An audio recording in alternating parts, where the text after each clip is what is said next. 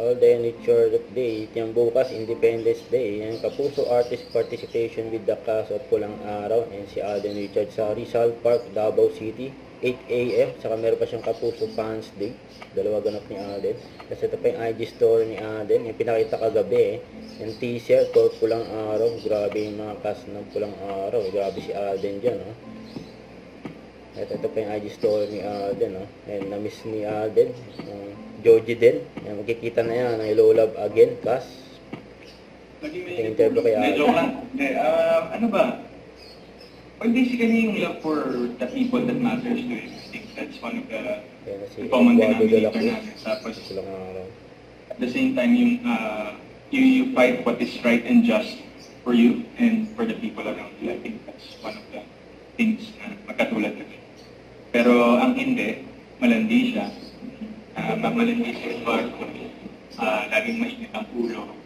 At saka, ano pa ba? Yun yung dalawang yun, basically. Yun yung dalawang attitudes niya na wala sa akin in real life. But I was able to, channel that for, to create the character of Eduardo.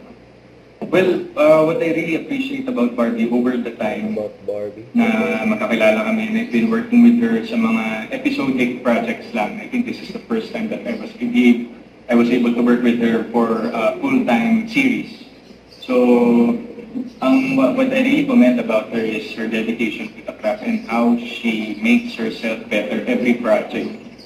So, ang dali kasi nun as an actor, well, as dun sa aking process, mas madali for me na makagawa ng mga eksena with her. Kasi pareho kami, we both love the craft and at the same time, parang hindi kami nahihirapan gawin yung mga eksena, light man or mabigat, because of, the relationship that we have on and off cam, and at the same time, our level of comfort with each other when we make scenes. Huwag kalimutan mag-subscribe, click ang notification bell for more update. Ito po ang Nature Reaction Vlog. Bye guys, thank you for watching.